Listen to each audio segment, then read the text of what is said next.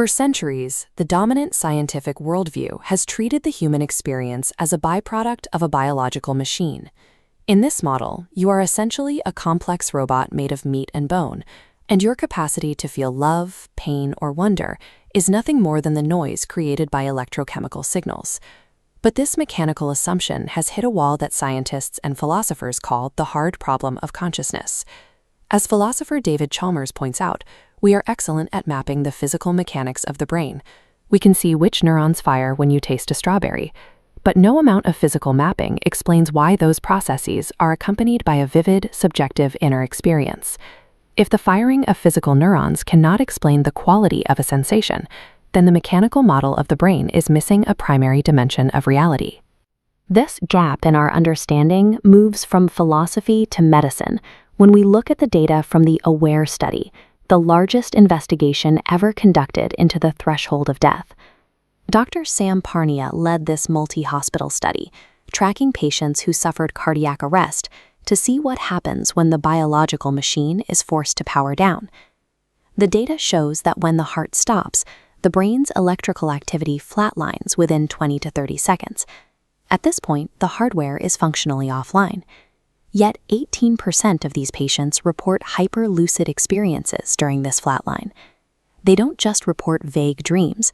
Some describe floating above the room, accurately observing the real-world rescue efforts performed on their own clinically dead bodies.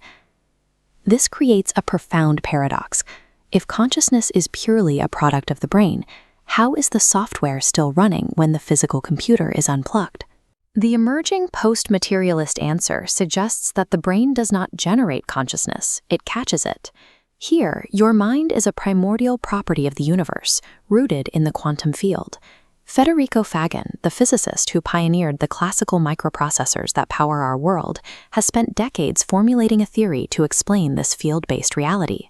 Faggin uses a video game analogy to reorient our perspective. Think of your physical body as an avatar navigating a space-time screen. The real you, what Faggin calls the sati, is the player holding the controller, operating from a deeper fundamental reality outside the game. This aligns with the no-cloning theorem in quantum physics, which dictates that a quantum state cannot be copied. This provides a physical basis for why your inner experience is entirely unique and private. It is a piece of quantum information that cannot be replicated or cloned by the machine. Because this conscious observer is a state of the quantum field rather than a product of the brain, it remains unaffected by the failure of the biological interface. The observer persists even when the avatar is gone. But how does a non-physical quantum field interact with the physical meat of the brain?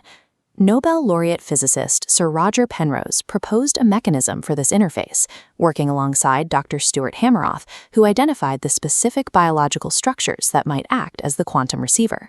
These structures are called microtubules, tiny hollow cylinders found inside every neuron in your brain.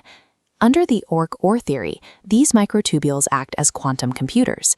They sustain quantum coherence until it reaches a specific threshold and undergoes a self-collapse. This collapse creates a conscious now moment, the heartbeat of experience. In this view, the brain is not a generator of thought, but a highly sophisticated biological antenna designed to catch and process the universe's quantum software. This shift suggests the universe is not a random, dead machine, but a dynamic entity experiencing itself through us. We are the localized sparks of a living whole. First, your identity is rooted in the quantum field rather than the biological interface. Death is the moment the player takes off the headset, an end to the virtual session, but not an end to the observer. Second, we should look at our relationship to others through the lens of quantum entanglement. If everything in the universe is non-locally interconnected, the classical model of the survival of the fittest ignores the scientific reality of our shared foundation. In an entangled universe, cooperation is the primary architecture of existence. Finally, we can see love as the universal force of resonance. It is the energy that brings our inner quantum fields into harmony, acting with the same consistency that gravity uses to structure the galaxies. Love is the profound taste of meaning. The next time you look at the stars or into the eyes of another person, remember, you are the universe looking back at itself. live with that immense dignity, power, and love. Thank you for watching. If this touched something real inside you, please share with someone who needs it. And if you want to go deeper, subscribe and thank you.